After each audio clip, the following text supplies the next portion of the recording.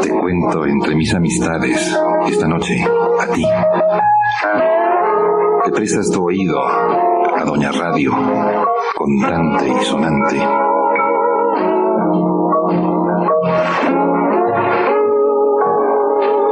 Te cuento. Te cuento de ti, de mí, de nos, de vos, de viva voz, y de tantas cosas que podemos hablar, tú y yo, esta noche. Te cuento. Tengo una sospecha. A ver a qué te suena esto. Tengo la sospecha de que hay una terrible conspiración mundial contra el silencio. Ya habrás tenido tu oportunidad de conocer por ahí a personas que creen en las teorías conspiracionistas, que todos los males del mundo se deben a esto o aquello, conspiraciones así mundiales. Y ahora me voy a sumar un poco a esa tendencia de algunos politólogos que creen en el conspiracionismo. En serio, creo que hay una conspiración mundial, no le digas a nadie, contra tu muy y mi muy respetable silencios. Y como siempre, para tratar de validar mis precarias afirmaciones tengo que referirme a algo. En esta ocasión me refiero a esa cosa que se llama el radio y que tú seguramente sabes qué es, y si te enteras de lo que es, por favor avísame, porque yo ando tratando de averiguar qué es Doña Radio.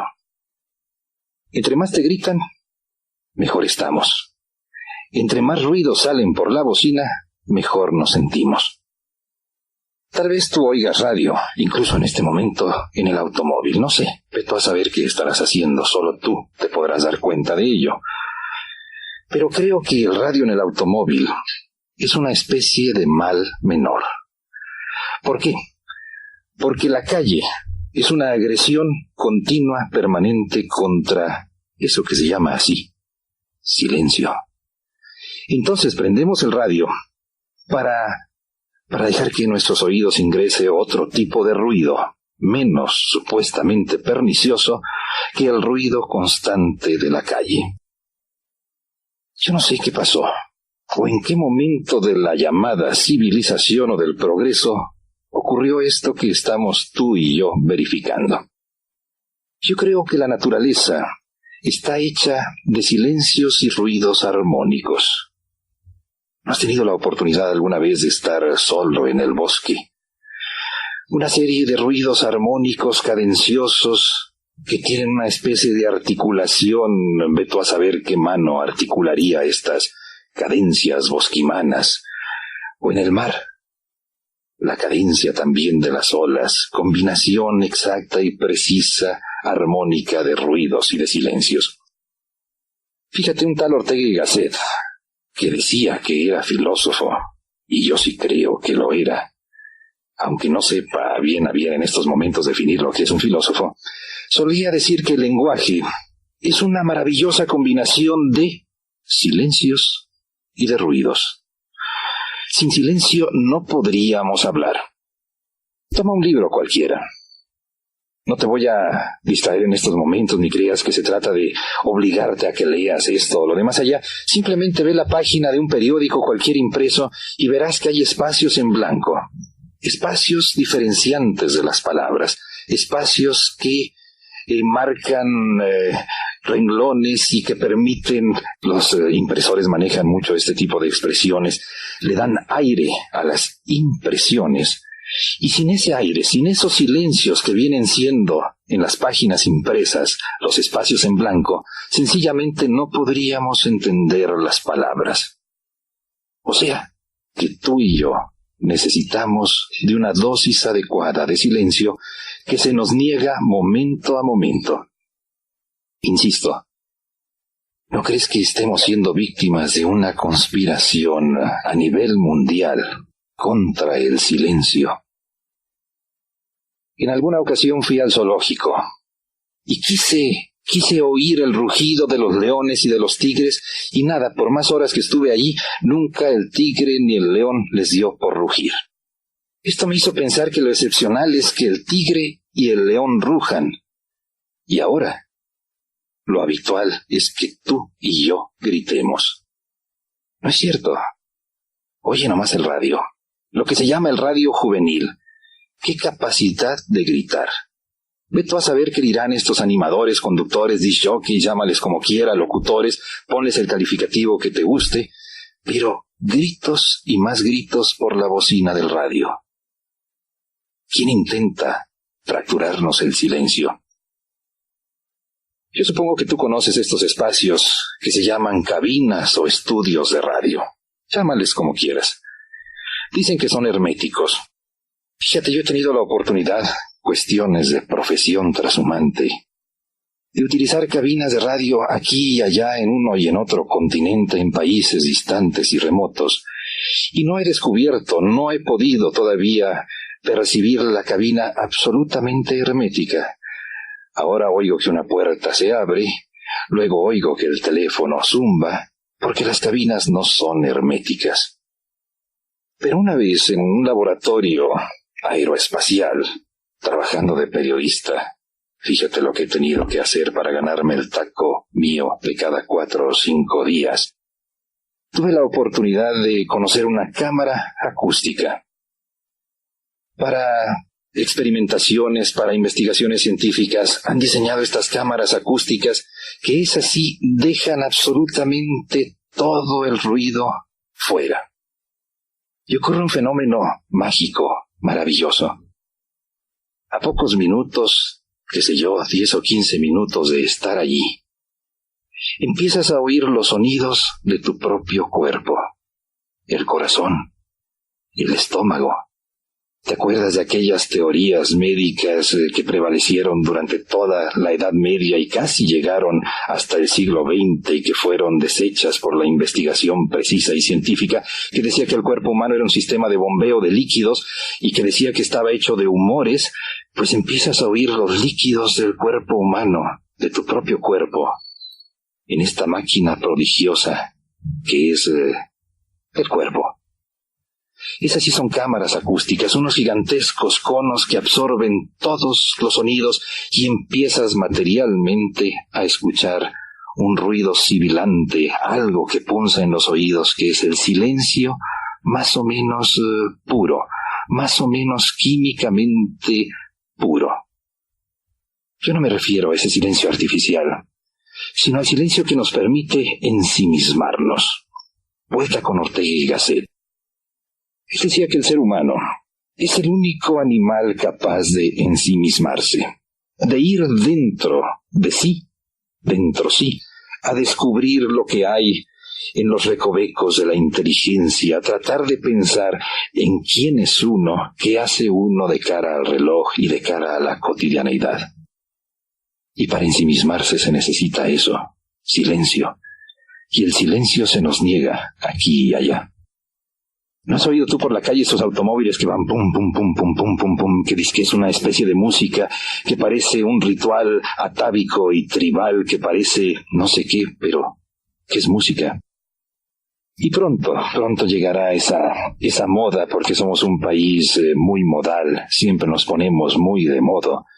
Pronto llegará esa moda que ya ha cundido en California y que me ha tocado ver por allí también en Texas, que consiste en que el joven acondicione el automóvil ya no solamente para que ruede, sino para convertirlo en una enorme caja vociferante de eso que se llama rock, y entre más pesado, dirían los que saben, más mejor. Atronante música, desternillante música, y lo digo desternillante porque sientes que te da en las ternillas, en el abdomen, ese ruido de los bajos, esa combinación atronante música. ¿Y el silencio qué? Vuelta con el principio. No es que me afilie yo en demasía a las teorías conspiracionistas, pero yo creo que hay una conspiración internacional contra el silencio. Una conspiración que a fin de cuentas viene a ser contra el pensamiento. Porque sin silencio no se puede pensar. ¿O tú sí? Bueno, yo iba a decir que yo no puedo hacerlo, pero para lo que pienso da lo mismo. Y además no se trata de que yo diga lo que pienso, sino de que saque un poco a ventilar la lengua y que hable de tantas cosas de las que se puede hablar. Te reto. Oyes, radio. Te reto a que veas la calidad de los sonidos que produce tu aparato. Gritos. Y te reto a que en un momento dado apagues el radio y te aísles de todo y trates de pensar.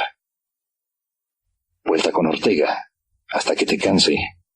Decía que tenemos miedo al silencio, tenemos miedo a ensimismarnos porque tenemos miedo a encontrarnos con nosotros mismos, mirarnos cara a cara en la intimidad del silencio. ¿Te acuerdas de aquel pienso, luego existo? Y ahora, ruido. Luego, ahí vamos. Sin pensar. Es tan peligroso pensar. ¿No es cierto? Oyes. ¿Qué entiendes? Y en este país donde hay días dedicados a todo, a las más extrañas y absurdas profesiones o giros, ¿por qué no se decreta un día de silencio nacional? Yo creo que nos vendría también para averiguar quién somos, qué somos, para dónde vamos. Y en tanto la noche vuela, y en tanto la radio algo te cuenta. La música. Te pido un favor, ponte en la oreja, nomás por hoy, 2 palabras. Espejo y rutina. Quiero que hagas un esfuerzo con la imaginación y pienses en los tiempos en que no existía esa herramienta de complicidad, esa arma de ataque o de defensa que se llama simplemente el espejo. ¿Te acuerdas de aquel mito de Narciso? Narciso no tenía espejo y para saber de fuera para adentro cómo él era, se asomó al charco. Narciso se enamoró de sí mismo. Una proeza del ingenio humano, hacer los primeros espejos. Nuestros ancestros, y así hay que decirlo siempre, aztecas, puliendo piedras de obsidiana, piedras lisas, negras, en donde con más o menos alta o baja fidelidad podían reflejar la propia imagen. De nuevo, el recurso del agua tersa, utilizada como espejo. ¿Cómo te va a ti con tus propios espejos? Tengo la horrible impresión de que educamos, te voy a llamar así, a ese instrumento, aparato. A fin de cuentas, allí aparece la imagen propia o la imagen invertida de lo que se encuentra a nuestras espaldas. Tengo la horrible impresión, te digo, de que lo educamos a que nos diga lo que de él queremos escuchar. No hay ser más perfecto cuando nos plantamos frente al espejo. Necesitamos de su complicidad. Y a veces, siendo sincero, digo, intento serlo en ocasiones, aunque tú no me creas. A veces el espejo nos agrede y no resistimos esta agresión especulativa. Un buen elogio te lo embarras, te lo untas, o un mal elogio incluso, te lo embarras, te lo untas en el ego y se acomoda muy fácil. Y una buena crítica, ¿qué? Ya verás por dónde voy. Me encuentro con un amigo multisecular, le llamo así, de tiempo atrás, muy amigo. Iba a decir una palabra, pero te puede altisonar, compinche de la radio, de los tiempos aquellos cuando yo empecé a tratar de aprender a manejar el micrófono.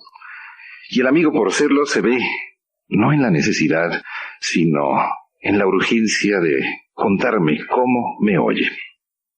El amigo se convierte así en un espejo de mi propia voz, en un reflejo de lo que no puedo hacer yo.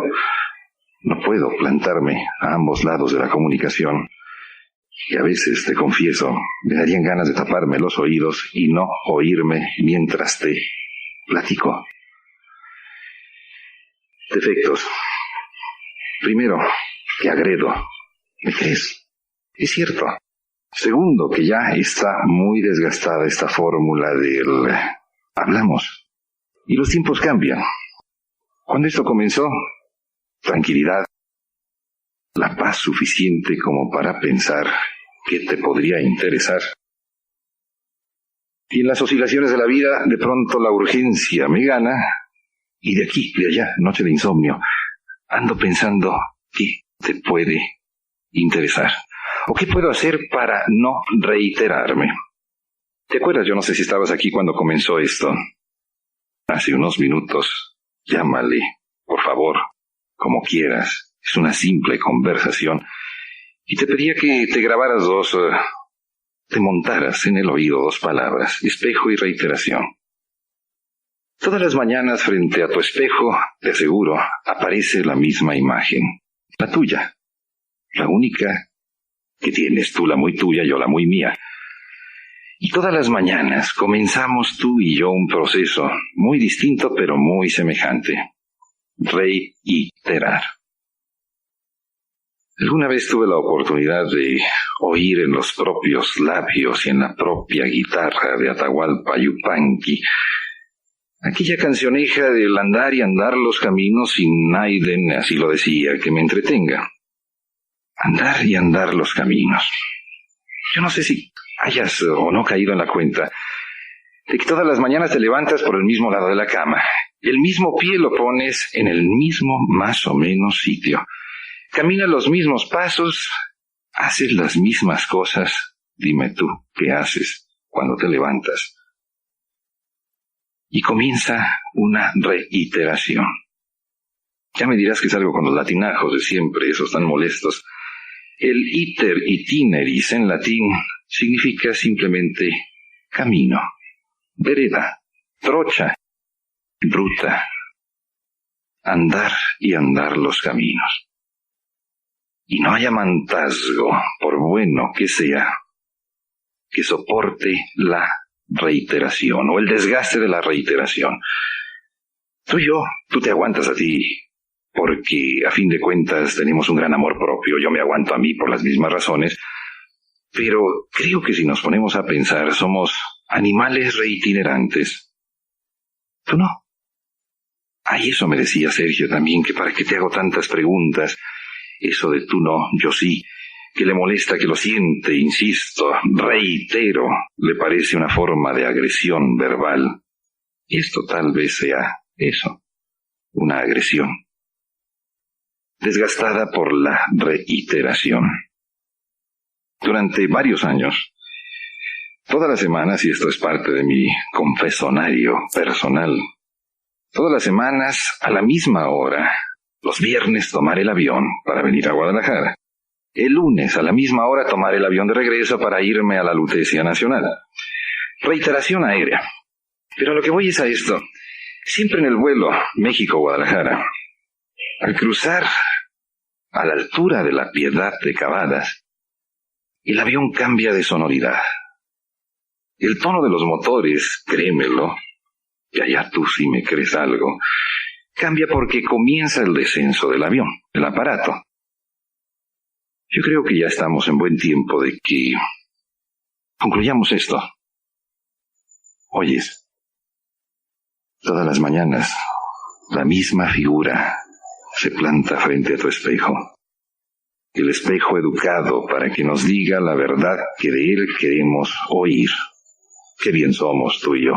¿No te dice a ti eso tu espejo? Y todas las mañanas comenzar el camino, de nuevo, el mismo, la reiteración. Descansa, desgasta, mejor dicho, el reiterar. Volver una y otra vez. Y la reiteración solo tiene una puerta de salida, la creatividad interior.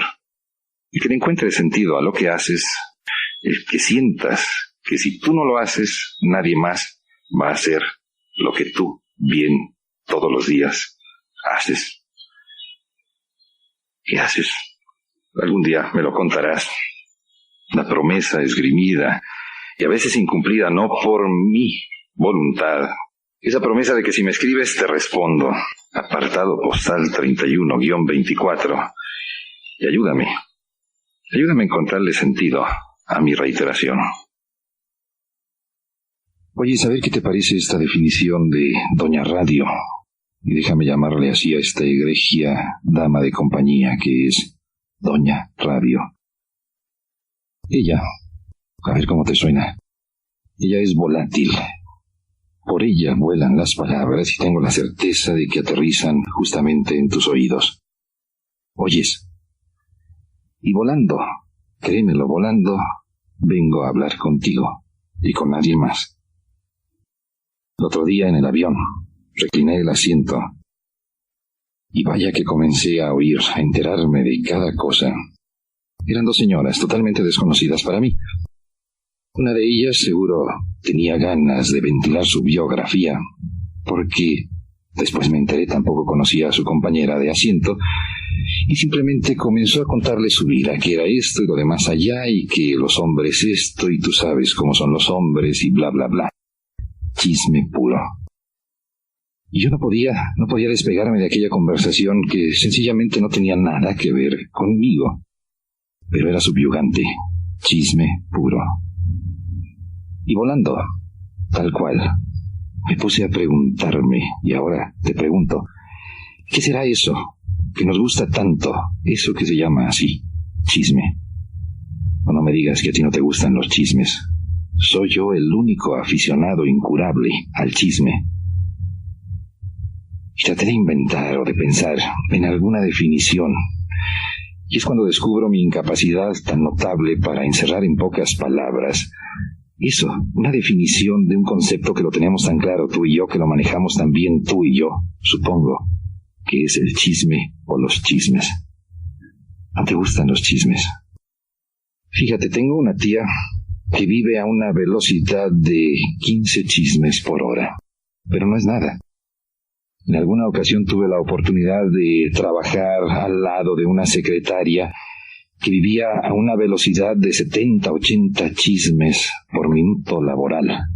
¿Qué capacidad tenía aquella muchacha de enorme talento para el chisme? ¿Pero qué será?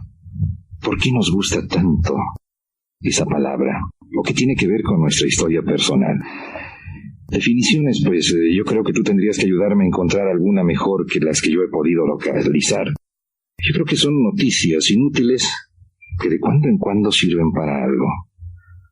O son noticias verdaderas o falsas que nos sirven para contraponer personas. ¿Será?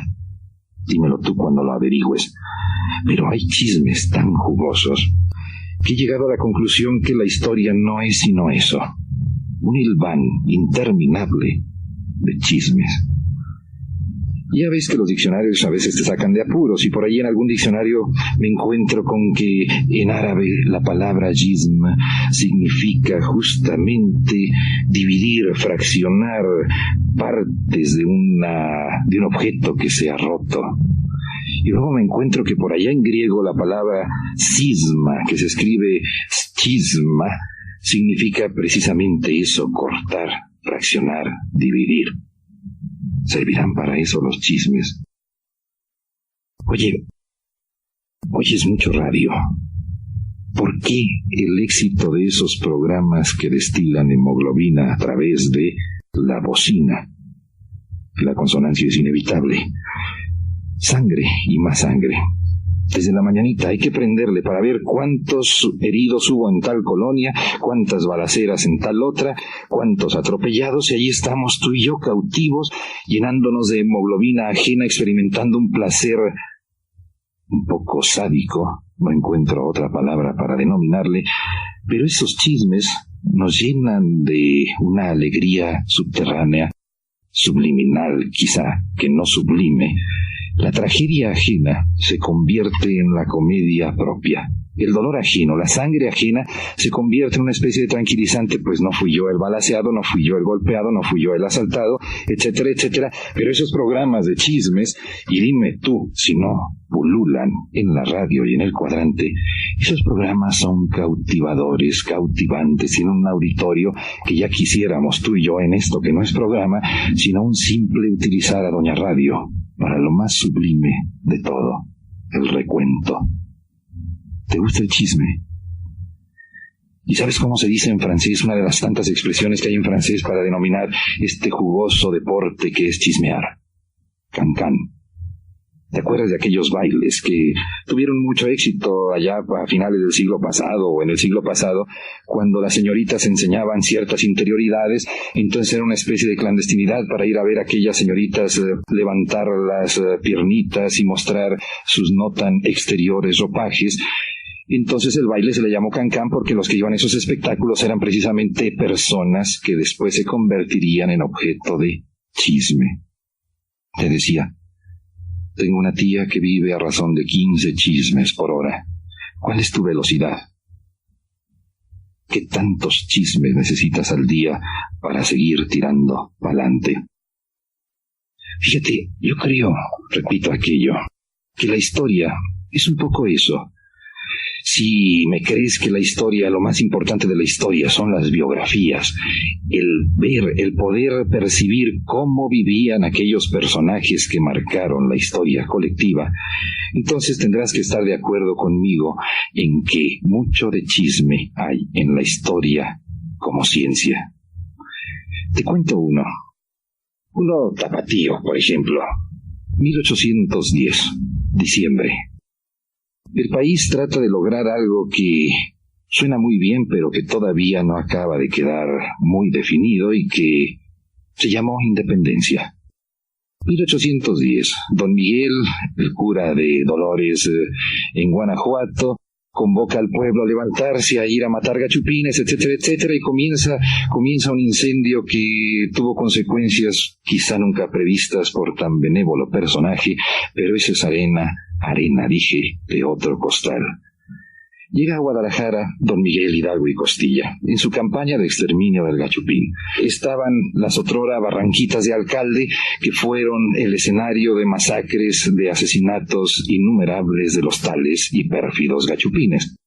Pero la entrada de don Miguel a Guadalajara fue espectacular.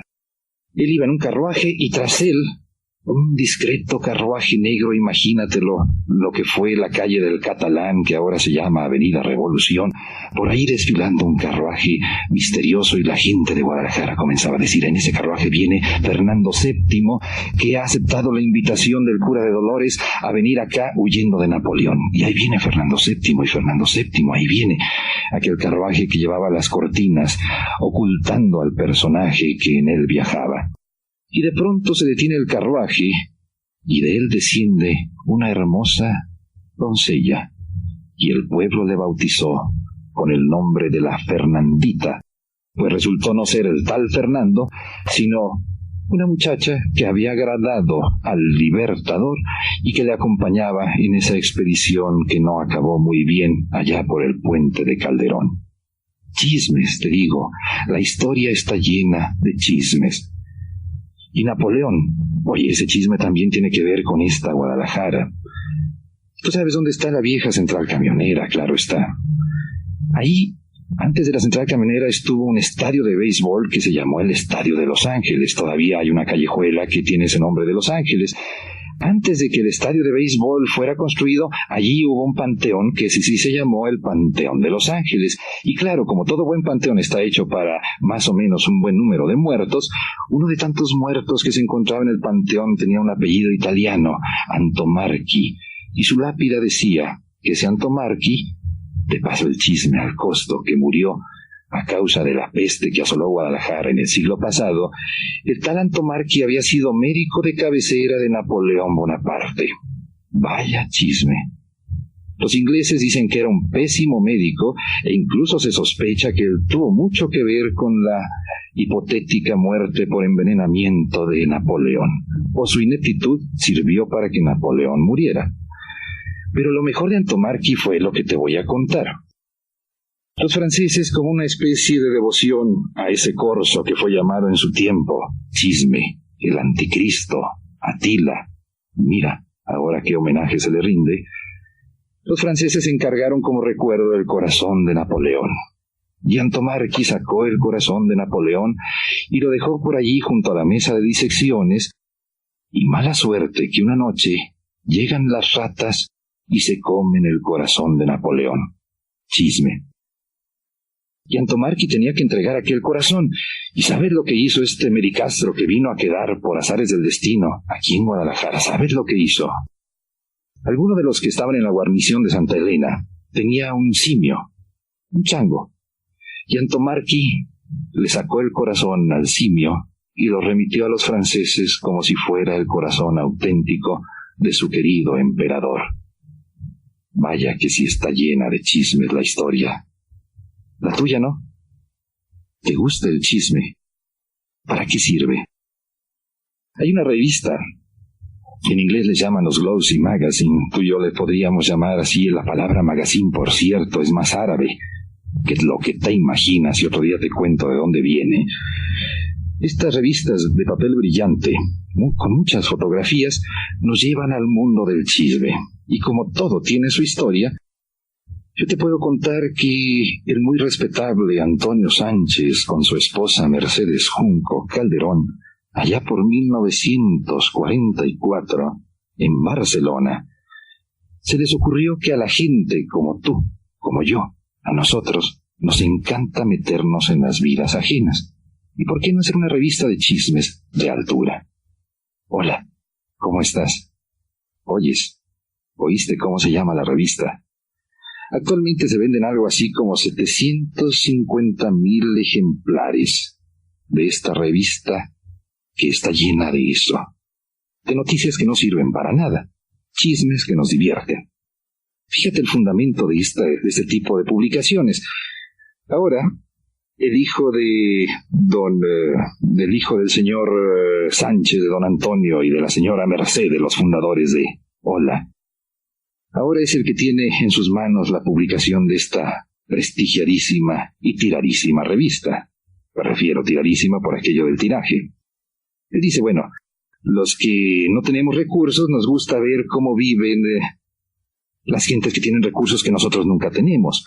La clase media le gusta pensar en lo que puede ser. Y a los aristócratas les encanta verse en esas revistas. Chismes. ¿Cuál es tu velocidad? Tu ración diaria de chismes para poder vivir. ¿De cuántos de ellos necesitas? Lo que sí, te recomiendo que leas un poco más de historia, porque te vas a enterar de cada chisme, que en este caso sí nos afectan a ti y a mí, porque te lo paso al costo. Chisme puro. Son tan pocos los que deciden por tantos. ¿No te parece?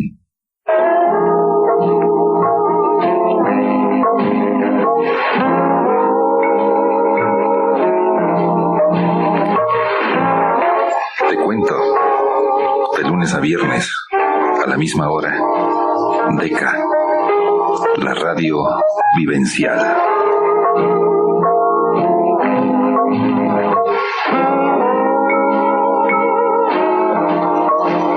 Te cuento, soy Álvaro González.